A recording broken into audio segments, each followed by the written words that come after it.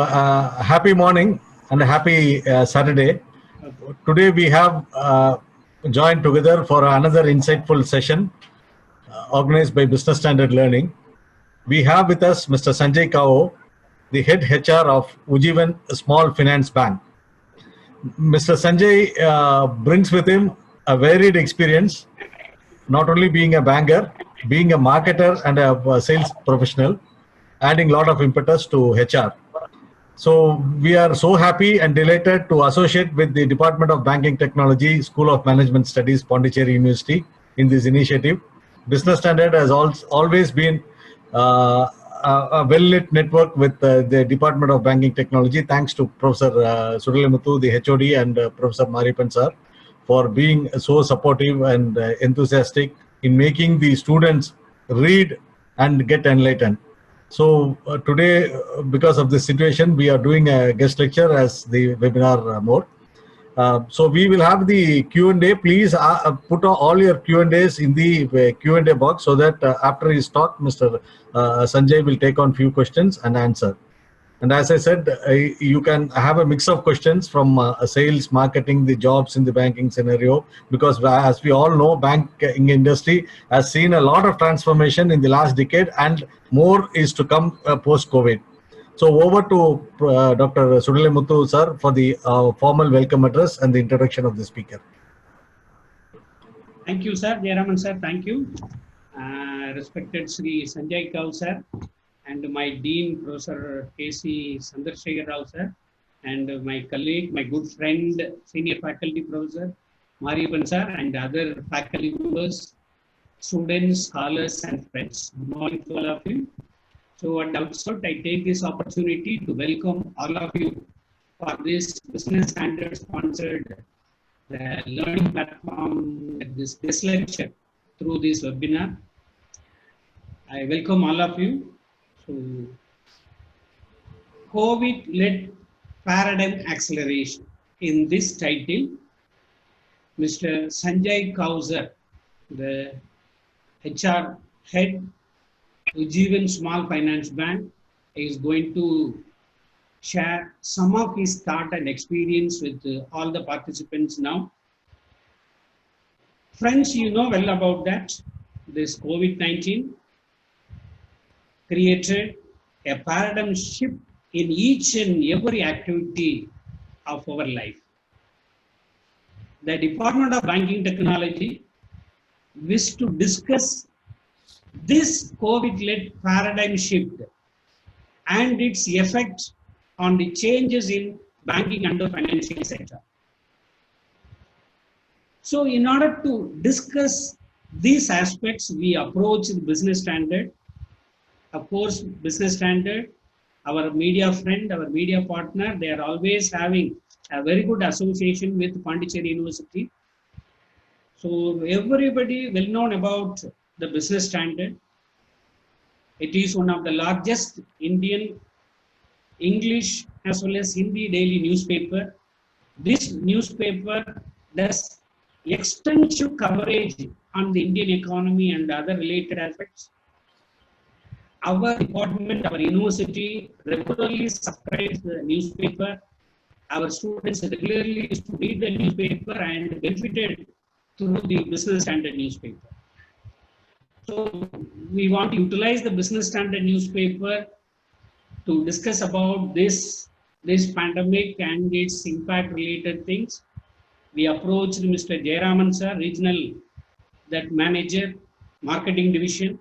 He immediately positively responded and arranged this a special Business Standard sponsored learning special lecture. Mr. Sanjay Kao, the head of Human Resources, Ujjivan Small Finance Bank, is a very dynamic person, excellent performer. He is a role model for the young students. He is going to discuss something about this title called COVID-led paradigm acceleration. I want to say a few words about our speaker. As I mentioned already, he is the head of Human Resources, Ujjivan Small Finance Bank. He joined Ujjivan Small Finance Bank as a Chief Business Officer on 12th February 2018 and has been appointed as the Head of Human Resources with effect from 16th April 2020. Before Ujjivan Small Finance Bank, he has worked with Lipton India Limited, Dunya Finance LLC, Citibank, ABN AMRO Bank, and he holds back and other institutions. Regarding his education, he holds a bachelor degree of technology in chemical engineering from VHU and a postgraduate diploma in management from IIM Calcutta. A very experienced person. So he is with us to discuss about this, the given topic, COVID-led paradigm acceleration. And especially, I hope he is going to discuss about the paradigm shift in banking and finance area and related, extra related area that will be more useful to the students. So I want to say something about Ujjivan Small Finance Bank. There is no need because the time is short and our chief guest is also having a lot of other administrative and other works. So with that small introduction, once again, wholeheartedly, I thank Business Standard, especially the marketing manager Jayaraman sir and the Sanjay Kaur sir for valuable presence and accepts our requirements and other supporters like Mari Panjar and other faculty members. So I thank and finally I wholeheartedly welcome all of you for this webinar. So welcome all of you. Thank you. Now over to Jayaraman sir, please. The floor is for the chief guest. Over to Mr. Sanjay Kavu. As I said, please put on the questions in the Q&A box so that he will answer after his talk. Okay, so good morning, everyone. First of all, it's a privilege and a pleasure to be here as a speaker. I'd like to thank Dr. Sudalai Muthu for the kind introduction that he's done. Very kind words, sir. Thank you very much. And Mr. Jairam, we've been connected for the last 2 weeks. We'd connected earlier too. I couldn't unfortunately make it at that time. But it's again, thank you very much for making this connection. Changing paradigms and acceleration is something which has been thrust upon us. I don't think we were at any stage prepared for this paradigm shift. It happened all of a sudden. I mean, people were going through their normal lives and suddenly this coronavirus and COVID-19, which now has, I think, as there are 7 billion people in the world, there are 7 billion opinions and 7 billion experts on COVID-19 as we've gone along. So, what I've done is I've broken my talk. I'm a big fan of Philip Kotler. I hope most of you have heard of his name. And I've broken it into 4 P's because Philip Kotler, when he started his whole marketing, thesis, he started with 4 P's of marketing. So, I'm talking about 4 P's of paradigm acceleration. The first, of course, is, I can't help but talk about the pandemic. It is, as everybody knows, it's here to stay. It's not something that is going to go away, much as everybody wishes. Much as everybody wants that, the vaccine is produced immediately and, we can all be, life becomes normal like the standard flu is now. But that's a while away. God knows when that's going to happen. I hope it happens soon. People say it's going to happen in 12 months, 18 months, 8 months. Anybody's guess at the moment. But, the transformation that's happened, whether it is in the arena of social, technical, political, the market, the economic realities, everything has just changed dramatically. And, I'm not going to delve into each of these because, we want to kind of, stick with banking and, what's happening in the banking and the financial services arena.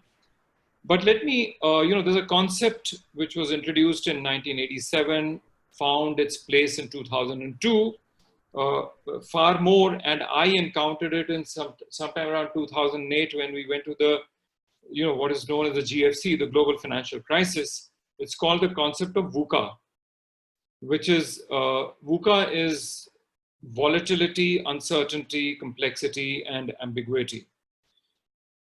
And, please, you can Google it. I don't want to, this is not a lecture on VUCA, but if a very quick kind of a summary of VUCA is volatility is when, responses differ based on cues, social environmental cues.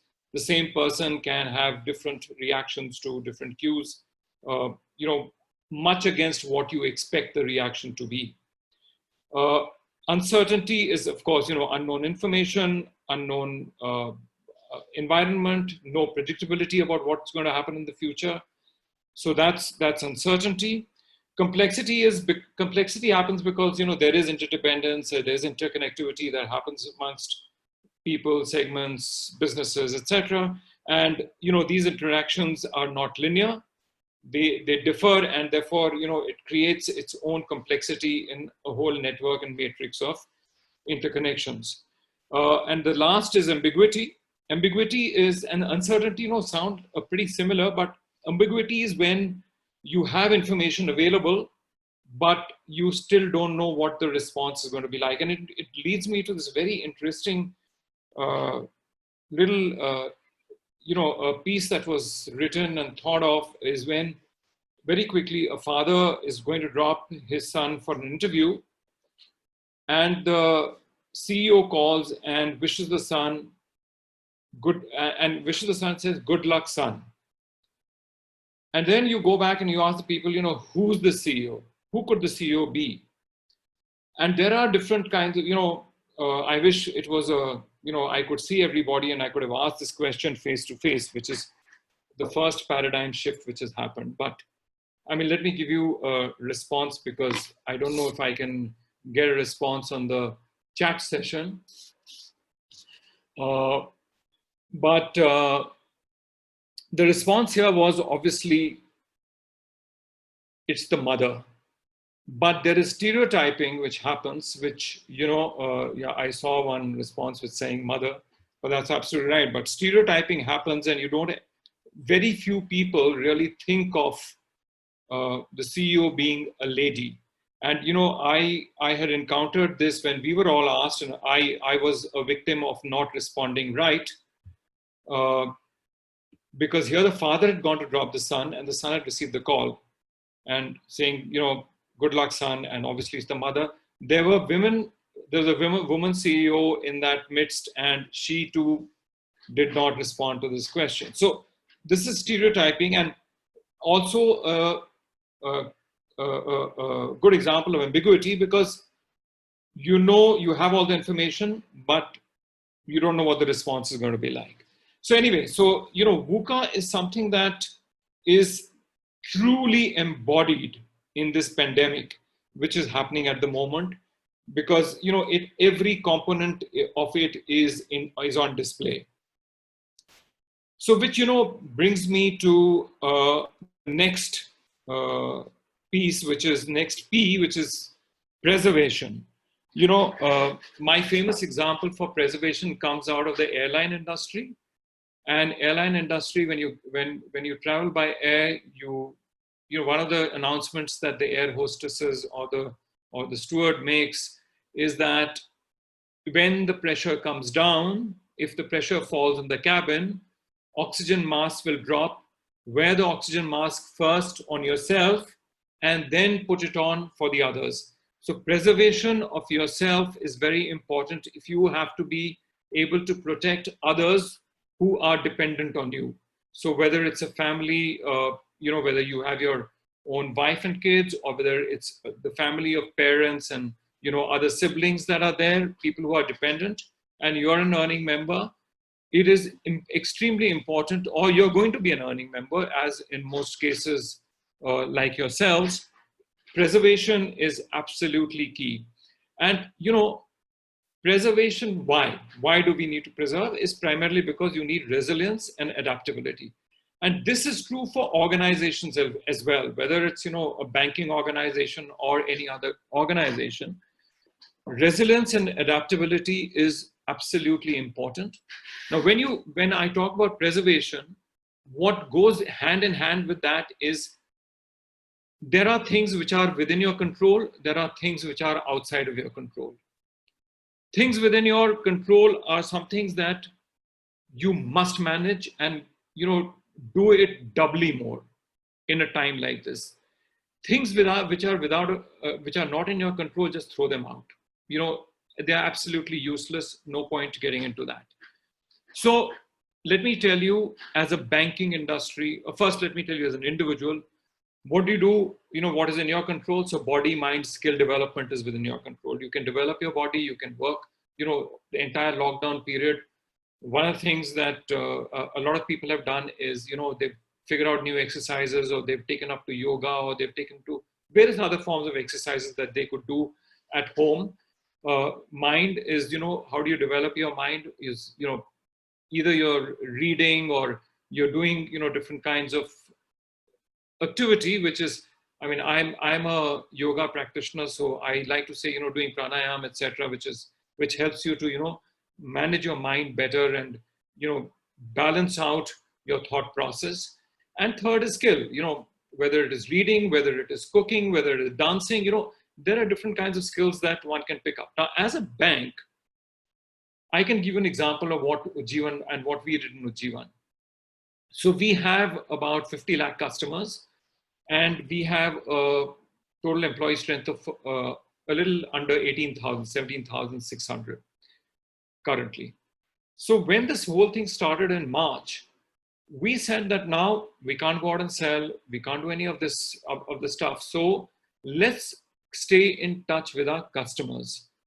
And over the period from March all the way down to April or early May, we got in touch with 50 lakh, close to 50. I think we got in touch with finally about 47 or 48 lakh customers, which was quite a mean feat. But when you talk to customers, it has to be agenda-less, in the sense that you're not selling anything out there. This is not a time to sell to the customers. There would be a time to sell, and we did that later. So what we did at that point in time was to say that, hey, do you know about coronavirus? Do you know what precautions you can take? Do you know what medical facilities are available around you? So in every branch of Ujjivan, we went out and we actually figured where are the medical facilities available closest to whichever town, village, city that we were in. What we of course found is that if you were, going from the metro to the rural, the knowledge rank ordered. So in the metro, the knowledge was far more amongst our customers. In the rural, people just didn't know. Not that everybody didn't know, but let's say in the metro, about 50% or 70% of the people knew. In the rural areas, that would go down to 10%. So we did that. And then, RBI on the 27th of March, if I remember right, announced the moratorium for 3 months. So we built that into the script. And then obviously we were kind of, also counseling the people to say, talking to them, understanding what they were doing. A lot of them are self-employed. A lot of our customers, actually, out of the 50 lakh customers, 42 lakh are women. And that's primarily because we started as a microfinance industry and we cater to women. So, and each of them are entrepreneurial. They could be selling vegetables. They could be tailors, running a tailoring shop. They could be running a fruit stall. They could be running, a repair shop. So, different kinds of employment generation that they are in and they are associated with. So we spoke to all of them saying that, how are you coping with this situation? In the early days, nobody was really concerned. There was greater concern in the metro areas than the rural areas. As we've gone along, I think the level of concern has only increased. But again, it rank orders. Metro is the highest concern, with rural being the lowest concern at the moment. So we built that in, and finally, over the period, all across May, we have said that, hey, people understand that there are changes that have happened. People understand that, things can suddenly change and we should be able to cater to that. So we've helped people. We serve a lot of underserved and unserved people in the banking industry. So we've sold banking products to them, and we've sold insurance to them. And these are all which you have to do very sensitively, because one of the themes that we work with is care, respect, empathy, and trust. And we embody that in every interaction we have with these customers. But these customers have not been fairly dealt with by the banking industry. Anyway, so so that's about preservation. You've got to preserve yourself first at a time when, as a banking company, we are not getting in any revenues, very limited revenues being generated, but the costs are there. Okay, costs are a reality. Revenue is a supposition. Revenue you've got to work with. Costs are there. You've got to pay for the people. You've got to pay for the premises. You've got to pay for the technology and on all related other costs that you have. So, but how have we managed that? Earlier, we used to get in touch with people face to face. Everything here was done on a call. Everything. And we were monitoring it day to day as to how many customers, who did we get in touch with, etc.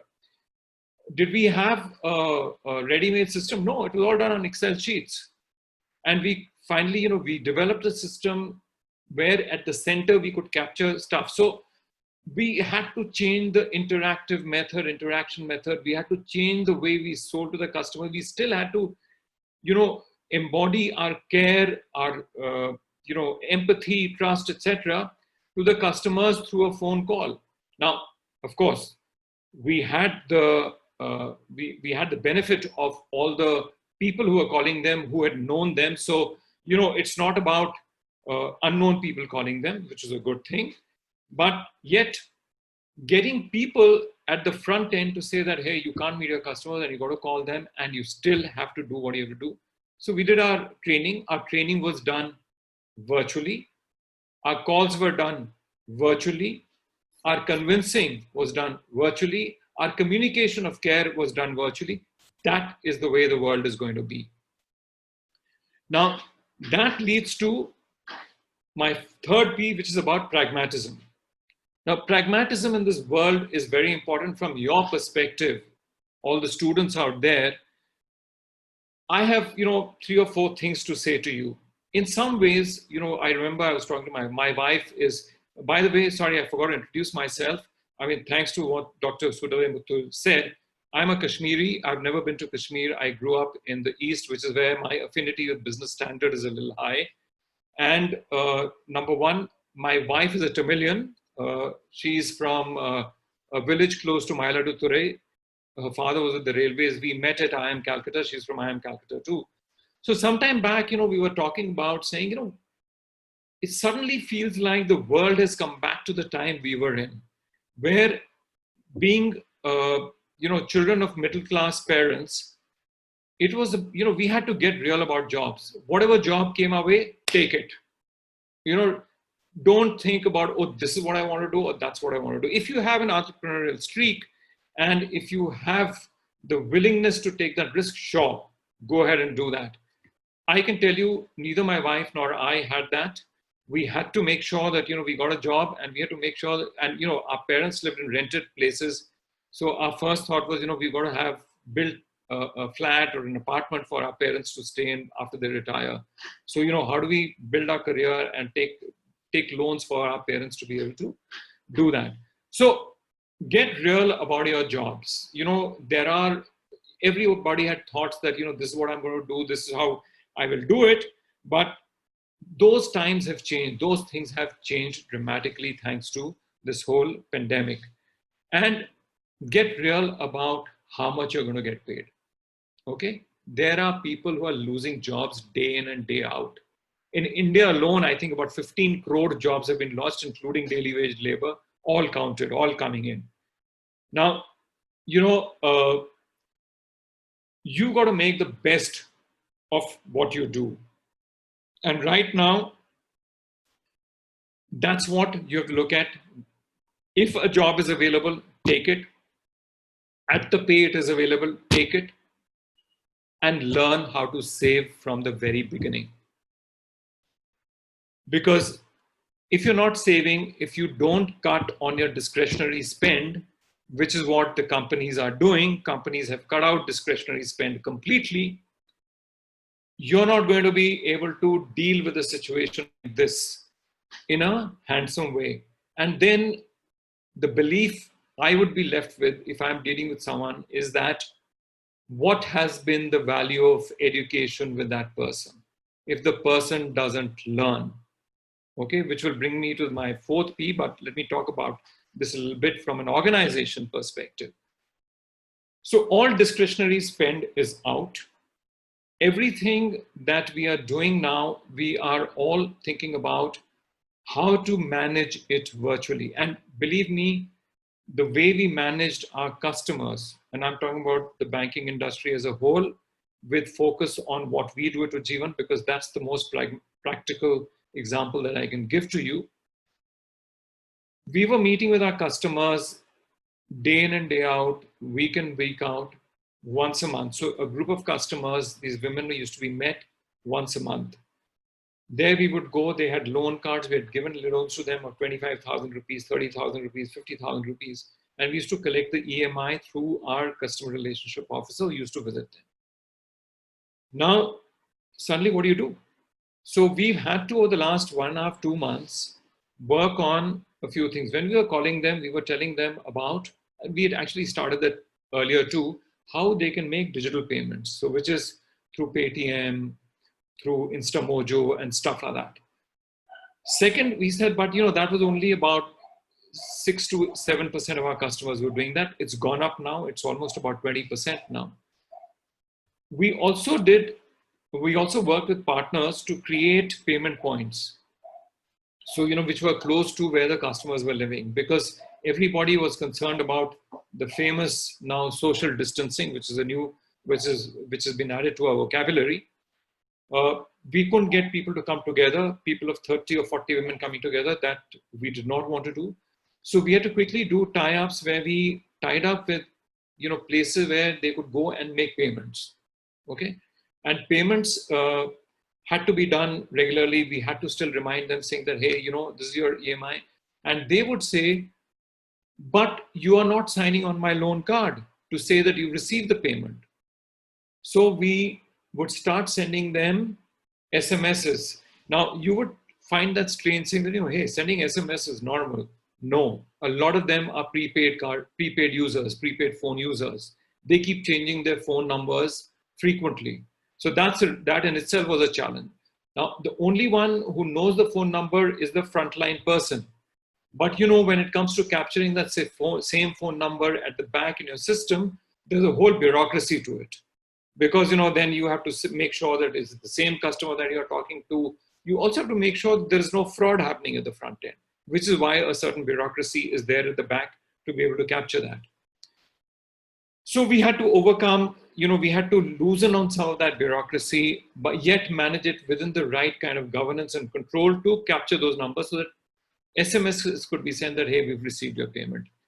Again, all being done virtually, from an overnight situation where you're meeting face-to-face to another situation where you're not meeting face-to-face. We had to, and the entire banking industry is dealing with that today. I mean, a lot of us who are educated are able to do that on the mobile phone now.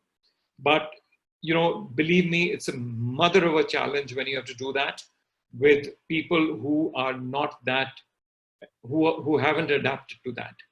Yet, within that segment of customers, there are kids who are today 18, 19 years old, who are the teachers of how do you interact through the mobile for their parents. These are people who are going to come into our target market in another 1, 2, 3 years. They are going to be dealing with us, in virtually. They're not going to deal with us physically. So what this pandemic has done to a large extent has brought forward something that we would have done 5 years later or 10 years later. And so that has helped us even more in being able to deal with such customers who we were planning to do in any case. And one of the things that we are working on, we should be ready in about another 3 months, is creating what we call a 3V mobile solution, which is video based, which is in vernacular, and which is voice enabled. And why we did this is, having done a whole bunch of research, the underlying theme in all of this is how we are accelerating stuff that we had planned for later. So video, voice, vernacular, where we realized that a lot of people in our target market, which is the mass market, were used to YouTube. They may not have been literate, they may not be able to send messages, etc., but they use YouTube to access information that they have to by looking at, what kind of recipes or what kind of dance sequences or movie clips, etc., that they have to. And on WhatsApp, they were using the voice mechanism to communicate with each other. So we are now developing where, if you, in your own language, say that, how much is my bank balance, or mera bank balance kitna hai? I don't know how, I know a little bit of Tamil, so whatever, bank balance, I guess it is that. So it will be able to answer you. So it will convert to text, pull out the information, text back to voice, and give the voice back in 11 languages. So I think we should be done with that in about 2 to 3 months. We had planned that for June of next year, and we are now launching that in the next 2 to 3 months. And finally, let me talk about this whole paradigm. Paradigm in itself is a P, so which is why I talked about 4. P is the positivity. This too shall pass.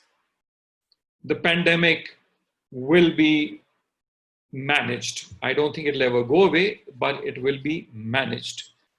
And I think the biggest thing about this positivity, the way I look at it, and I'm going to make a statement which talks about failure, and the belief that failure in itself is not catastrophic. However, the failure to fail, learn from the failure, is a disaster. And one of the things about the other paradigm shift that we are realizing that's happening in this is, there are a lot of little things that you've got to constantly keep doing and learn from that and move. There is no time to saying, oh gosh, why did I fail, or what was the reason for failure and what can I do out of it? As opposed to saying, gosh, I failed, now what do I do? Sit with one hand over the other. No, there's no time for that. There are failures that will happen, and we have to learn from the failure and move on. Fall, get up, move. Fall, get up, move. That's how this paradigm is going to be captured. Because of all the things that I've spoken about, I talked about the fact that, the situation was one overnight, and the situation changed to something completely different, the next day. You woke up and the world had changed. Now, when you are dealing with an uncertain world like that, you don't have ready-made solutions. And when you don't have ready-made solutions, then you have to look at ways by which you can figure out those solutions. 2 or 3 things that are important to do when you're doing that. One is, when there's a failure, do ensure that you talk about it. It is socialized, because you don't want people to be making the same, going through the same challenges and trying to figure out their own solutions. So any challenge that you faced, any failure that you've gone through, socialize it with what the solution has been, so that anybody else, because in a large organization, when you have 18,000 people, you can't be teaching, you can't talk to everybody about what this is, but you go out and reach out through, either through your set of people who are there, or through email, or through, little modules that you create, which you send out on WhatsApp and so on. This is what we try to do.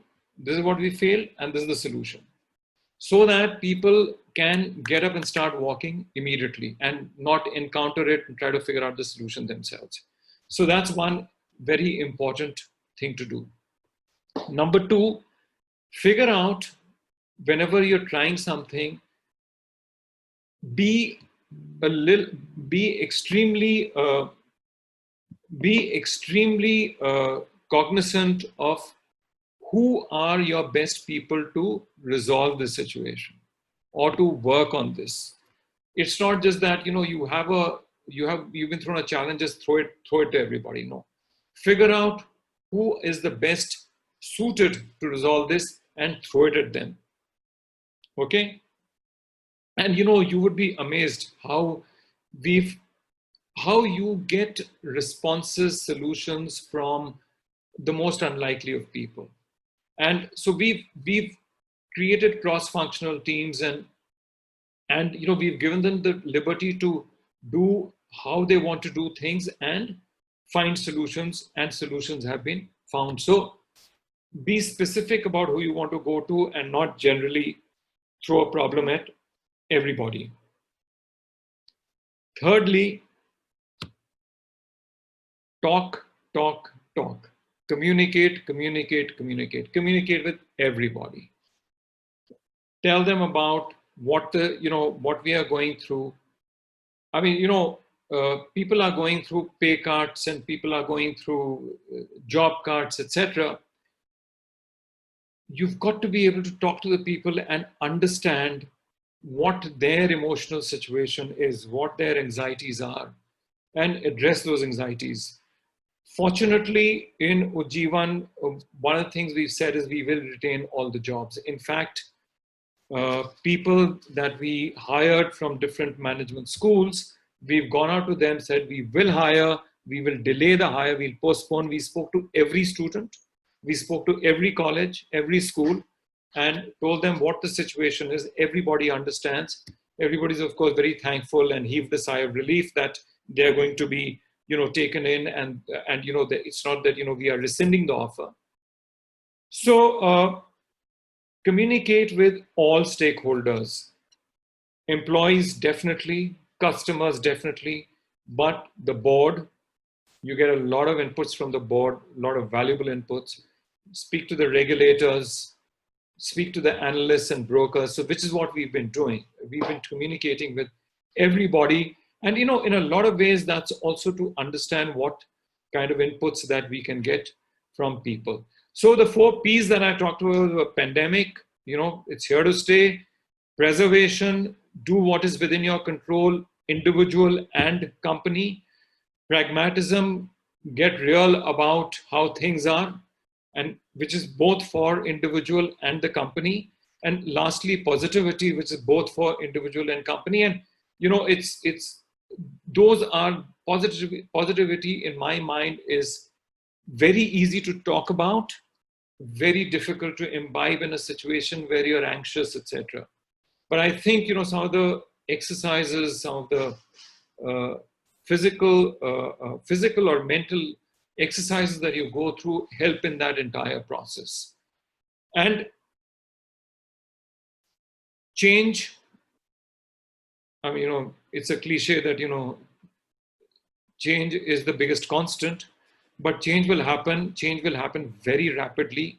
Technology will be at the forefront of this change, and we will have to use our mobile technology. We will have to use, the web technology to be able to get closer to the customers, get closer to the people, and progress the business in the way forward.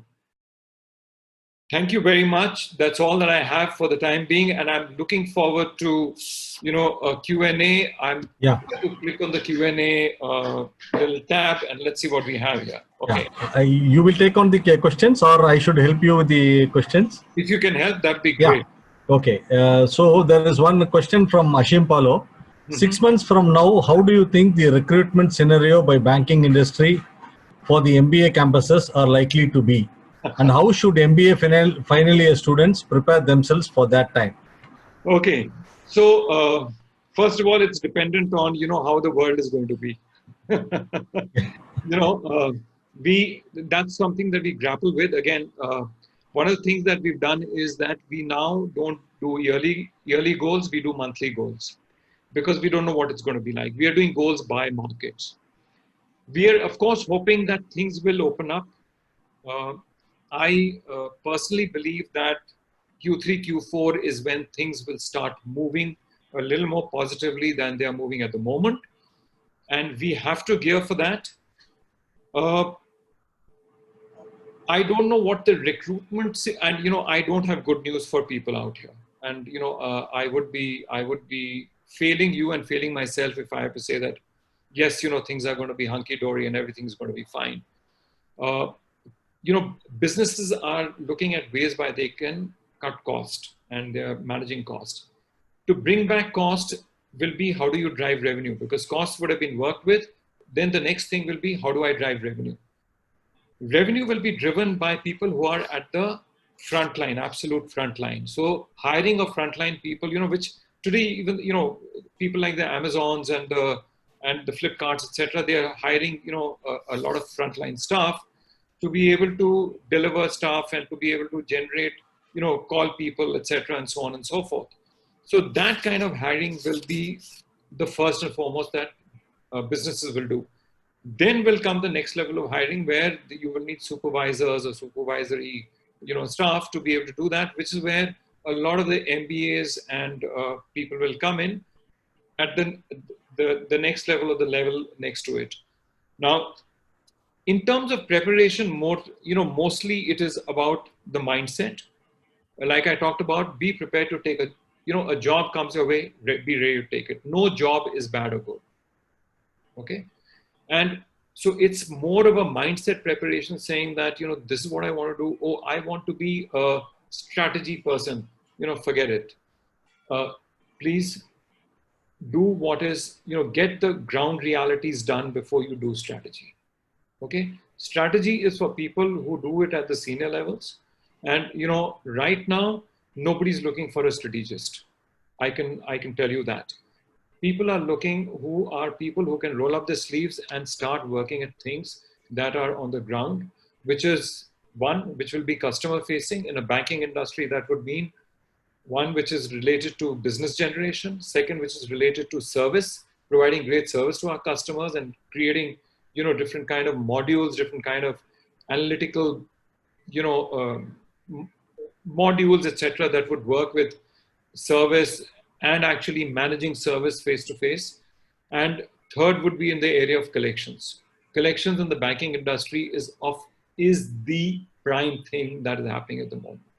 So again, which is, how do you manage teams and how do you work with teams? How do you use data that is available to you to be able to, use that data in a fashion that is useful for the teams to call customers and get money back from the customers?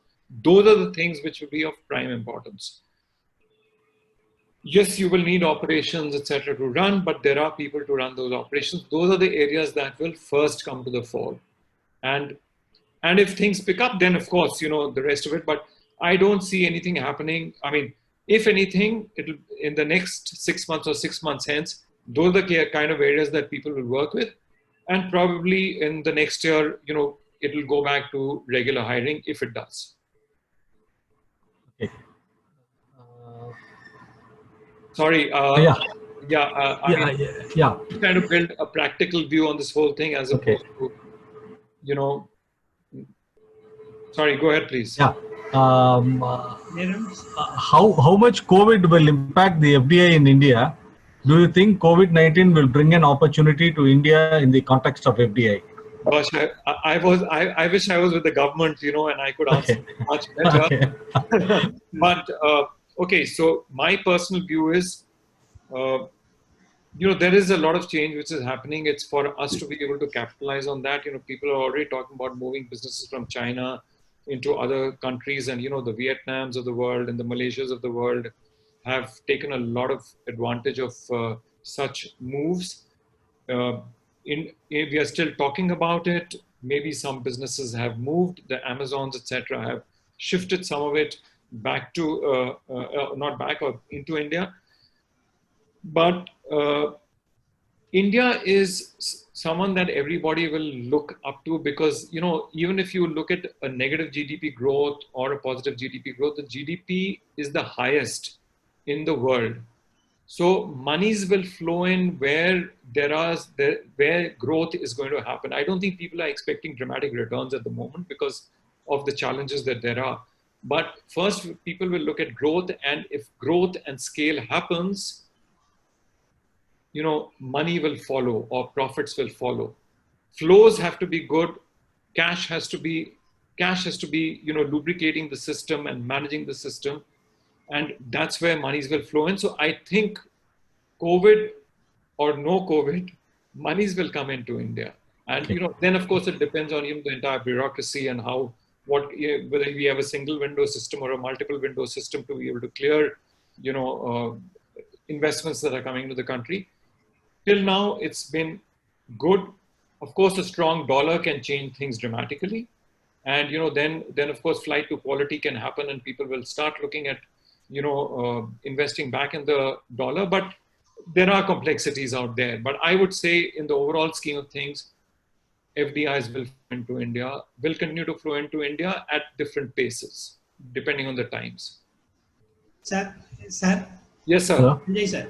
Yes, sir. And that you mentioned about this cash flow and the cash flow management is going to be the biggest challenge for a financial institution. Absolutely. One side, the government announces moratorium. Yes. 3 months, again 3 months. Then another side, that LAF. So that helps to pump the liquidity. But you, from the borrower side, you are not able to collect the money. And the other side is the depositor from the savings, they keep on withdrawing the money. So the managing the liquidity is going to be the biggest problem for the financial institution. And the continuous liquidity problem later, that leads to solvency also, sir. So that Right. how to that manage these situations in future, that from the banker's point of view, please, sir. Okay, so it's a very good question, an excellent point, sir. Liquidity, you know, banks globally have collapsed, or 99% of the collapses of bank have happened because of liquidity, not because of a credit reason. It's more of a liquidity Yes. reason. Now, obviously, you know, there are two things that we've looked at when we are communicating with our customers, or customers may not understand it so well, but certainly the employees and our other stakeholders, which are, you know, our shareholders and so on, is one, you know, are we good on capital? So how's our capital adequacy ratio? Typically, banks operate with a capital adequacy ratio about 11 to 12%. Our requirement from the RBI of the universal banks is 8%. For small finance banks is 15%. Typically, you operate 11 to 12%. So, you know, if you're north of 12%, you are reasonably good, but you need to shore up liquidity right now. Yes. The banking industry is fairly liquid because it's not lending. So, you know, liquidity is not a challenge. I mixed it up, sorry. So liquidity is not a challenge primarily because it's not lending. Capital adequacy can become an issue depending on how you manage your portfolio, your asset portfolio. Fortunately for us, we are sitting at a capital adequacy of 28%, which is Ujjivan Small Finance Bank. So we are probably at the top of the class in terms of capital adequacy. But going back to liquidity, now it's like this. People are placing their deposits in banks because they want it to be safe. They are pulling out of markets because of volatility, etc. Although, you know, the markets seem to be bottoming out with the volatility that it has, or there is certain segment of people who believe that they will put money back into the market, but most people are resorting to going and staying with fixed income, most importantly, fixed deposits that they're placing in the bank. So liquidity for the banks is okay. The challenge is how do you generate, you know, your revenue, your income, and because cash flows, again, for 6 months moratorium, no cash is coming in. We are also not lending. Okay, so to a large extent, the cash flow is balanced out. But we have to start lending because otherwise, we will be in a serious soup. So what is happening now is you only lend to customers who you know, okay, and you lend small in terms of helping them kickstart wherever they are, and you're not giving them a large loan size. So where you were lending 100 earlier, that will probably go down to about 25, 30 now. Okay. Not enough to generate, and cash flows, expenses are happening, so money is flowing out. Yeah. Fortunately, RBI said no dividend, so we are not going to be paying a dividend this year. But we have, so the only hope is that you have enough capital, you have enough deposits that you have, so that you can manage the cash that is flowing out, and you slowly and steadily ramp up your revenue stream, right? Okay. Now let me tell you what the uncertainty there is. So in 2 days' time, the lockdown is expected to open, and I guess now there'll be containment zone and no containment zone. I guess, these are all guesses, and we build different scenarios as well. Once that happens, let's say in July, the pandemic becomes crazy, and you have another lockdown, and so you're in a real situation at that point in time. So a lot of education on repayments through the mobile medium, through the social distancing medium, and not the social closeness medium, which is no physical contact, but virtual or digital payments is becoming a key for us. And that education we are doing rapidly and consistently and frequently, because that will be extremely important. And the fact that we are focusing on industries that will continue to survive, as opposed to, so we are not focusing, let's say, anything which is related to the restaurant business, the hotel business, the aviation, hospitality, travel is something that we are staying out of. Exports, import-export is something that we are staying out of, and focusing on industries that we think will continue to do well. And we are watching. I mean, it's a daily watch, and every market is treated differently. It's not your strategy is not a national strategy. Your strategy is not by market. So it's very, very granular. And that has changed things, and I think it's a fantastic thing that it's happened that way. We used to earlier talk about segmenting geographies or large geographic patches. Now we are segmenting markets, city by city, town by town, village by village. Correct. So the next question is by Nana Bala Lavanya Kumar. She has asked two questions, which is interesting. With hybrid learning as a new normal, does your bank has any plans of offering loans that covers tuition fee and device cost? Micro learning loans will be the need of the hour. Then the next question she has asked is, how do you plan to handle the digital divide, which should deepen further in the coming days? What percentage of your customers have used your mobile application at least once? Oh, a very good question. So can you repeat the first question, please? Yeah, with hybrid learning as a new normal, does your bank has any plans of offering loans that covers tuition fee and device cost? Micro learning loans will be the need of the hour. Okay, so we, you talk about tuition fees. Yes, we do education loans. We do education loans for the mass market, and we, people have loans that they use for their children's school, etc. And those are 12-month loans, because we want the loan to get over and be ready for the next academic, term or academic year. So yes, we do that, and that is available. Number two, do we fund devices? We don't fund devices.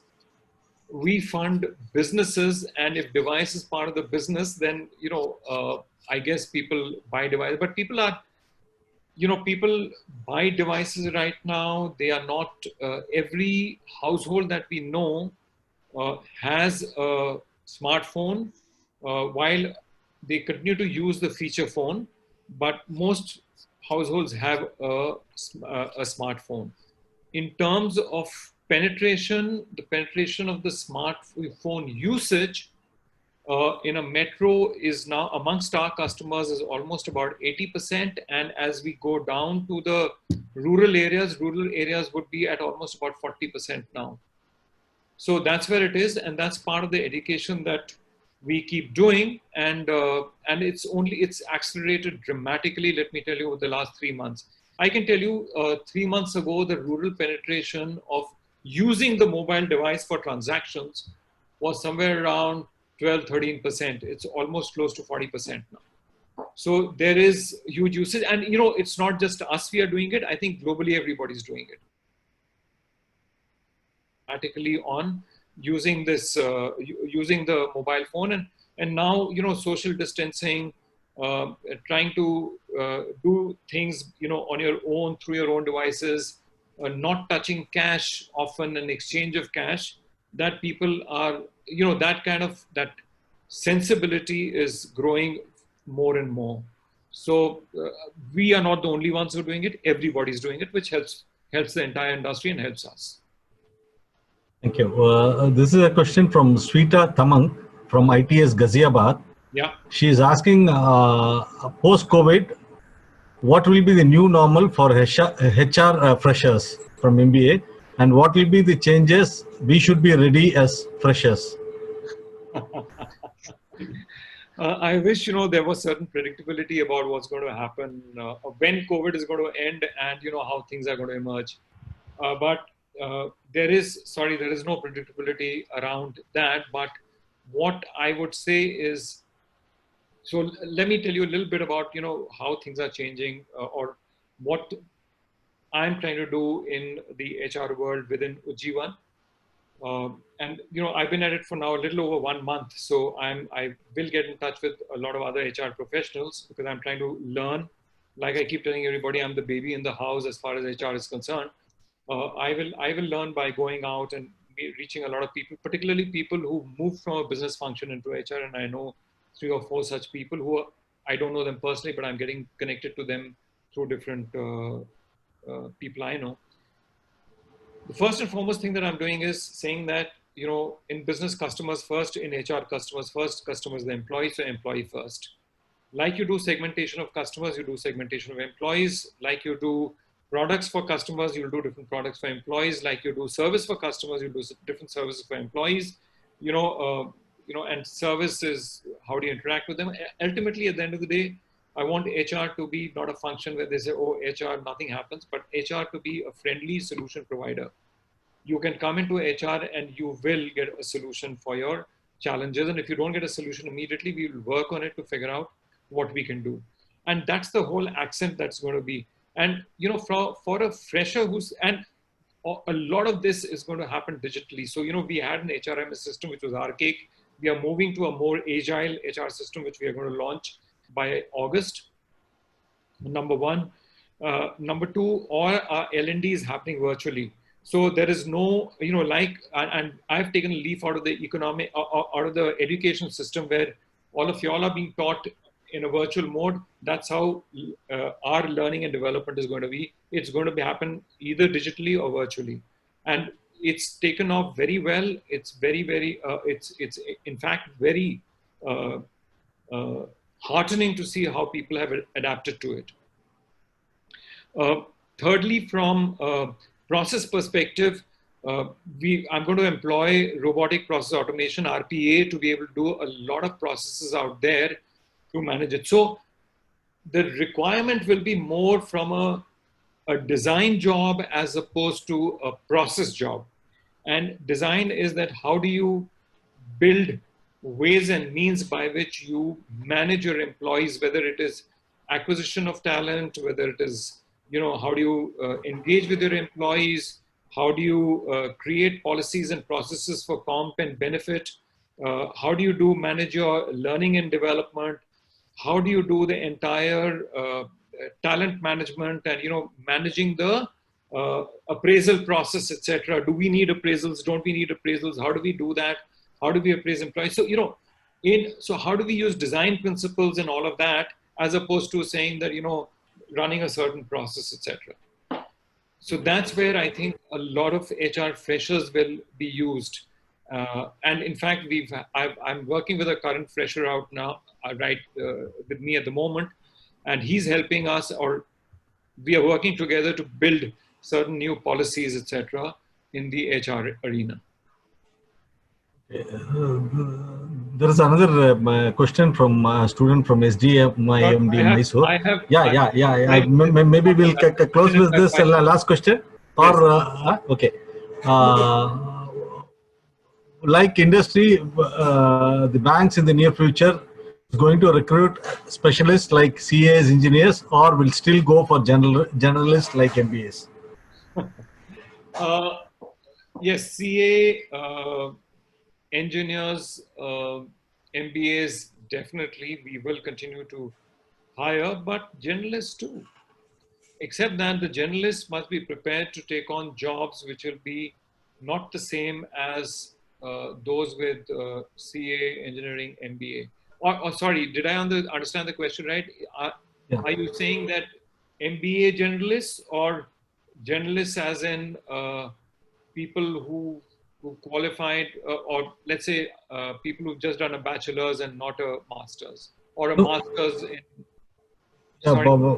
Whether you'll be taking only the people like CAs, engineers, or you'll also go in for people who have done MBA, the general MBA or other things. Yeah. All of that. You know, I'm a general MBA. Okay. I was recruited as a general MBA person. I still have respect for that category of people. Okay. Okay. Okay, good. So thanks a lot to Mr. Sanjay. In spite of your very busy schedule, you gave us a time based on the request from the Department of Banking Technology. Over to Professor Mariappan for giving the concluding remarks and the vote of thanks. Thank you very much. Yeah. Good morning, all of you. Thank you, sir, for giving us a wonderful lecture today morning. I would like to thank all the audience, close to 150 audience we had assembled today morning to listen to you. I hope I enjoyed so much because he's touched upon various aspects of post-COVID scenario. He talked about the specific to how the Ujjivan Bank is managing their businesses in the post-COVID. He also touched upon how the business operations are going to be in the future, the job market, job opportunities for the graduates. So he touched upon, and more importantly, talked about 4 Ps. Generally, we have listened to 4 Ps of Philip Kotler. He has come out with another set of 4 Ps, which I am sure which is very, very relevant in the post-COVID scenario. And the last one, I liked it so much because the positivity, because this is a crisis situation. What will help you to manage yourself, either at the personal level or in the official level? The positivity is very important. And so I think it's a wonderful message today morning. He gave the 4 P among all other things, so very important. But it's wonderful to start the day. I, on behalf of the Department of Banking Technology and Pondicherry University, and also from the from Business Standard, I would like to thank you, sir, for giving all our audience a wonderful, thought-provoking talk today morning, because many of the questions asked from the students are all concerning relating to the how the future is going to be in store, not only in banking, in otherwise the employment opportunities. I think I liked it because instead of giving something a very sweet answer, you have actually given the exact scenario what we are going to face. That will help the students prepare themselves. But opportunities are going to be always there. Every crisis we have come out of the crisis, and particularly for banks, I think there are a lot of questions about banks and their future, their ability to manage this crisis, employment opportunities, their liquidity problem, their solvency issues, all those things. But we have seen Reserve Bank of India as a leader have managed all the crises very successfully. I'm sure this crisis also, the leadership at the Reserve Bank of India and the leadership at the bank level, our board of management, have the ability and the courage to face the situation, and the people at large as a customer also has the courage to stand with the crisis situation with all the industries, and certainly will bounce back and will come back to the new normal in a very brave way. So I would like to thank first of all Mr. Sanjay for sparing his valuable time today morning and giving a wonderful talk to all our audience. I also would like to thank Business Standard, Mr. Jayaraman. He has been a wonderful human being, helping our students in all out ways, because our relationship, I think, started 7-8 years back, and it's continuing.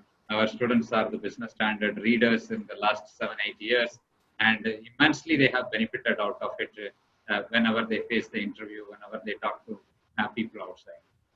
They also helped us in arranging these kind of lectures from among, because we have tie-up with other institutions like the Madras Management Association and so on. But Business Standard has become a very regular partner in the recent times. I thank Mr. Jayaraman for organizing a wonderful talk today morning, which is going to be very enriching knowledge experience for our students. I also would like to thank Dr. Sullai Muthu, our head of the department, are very active and all out. He don't bother about this COVID crisis and all. Every alternative days he comes out with a lecture for the students. I think he has not spared the student even in the COVID situation with a lot of programs. So I would like to thank him. I also would like to thank our Dean, Dr. Rao, who was the founder, head of the banking technology, presently Dean, School of Management, for his leadership, encouragement, and support for all our programs. Every time we propose, we also like to thank all other friends from other management departments in Pondicherry University and across the country, because I have seen many faculties have joined, and from tourism, also the first early bird to start today's our seminar. Dr. Venkat Rao has greeted us even before we started. Then other members, then our research scholars have come in large number, and about 150 audience. I think we had about more than 31 questions for the information to others. Yes.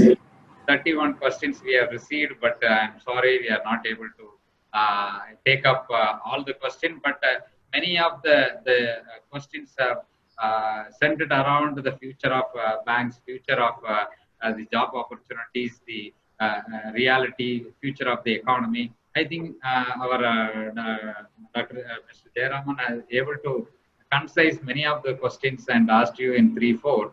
I think answered, you also wonderfully answered almost all the questions. And always we have to wait for another lecture to get the answers for the remaining questions, because we don't want to exhaust everything today. Certainly we will once again meet with Mr. Sanjay, who is a wonderful person.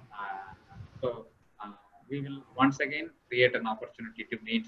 I thank you very much, all the people, once again from Pondicherry University Department of Banking Technology. We value your time, sir. You have to rush to your office to attend a meeting. Otherwise, we would not have let you to go by this time without completing all the questions. But anyway, thank you so much from our side. I go over to Jayaraman. Thank you, Mr. Sanjay, for the wonderful insights. So next time it will be not having a webinar in Pondicherry University. It will be a direct meeting. Hopefully, the situation will change soon. you will also come to Pondicherry University, which is their thing. So we thank the Department of Banking Technology, the HOD Dr. Suresh, Professor Mariappan sir, and the Dean Rao sir for the wonderful support they have been extending to Business Standard. And the entire School of Management have been associated with Business Standard, and we are also happy with this association. So we look forward to many more association, many more events to come in the future months. So once again, thank you, Mr. Sanjay, for your valuable insights. Thank you, sir. Thank you. Sir, thank you very much. Thanks Thank you. to everyone. Thank you very much. Thank you.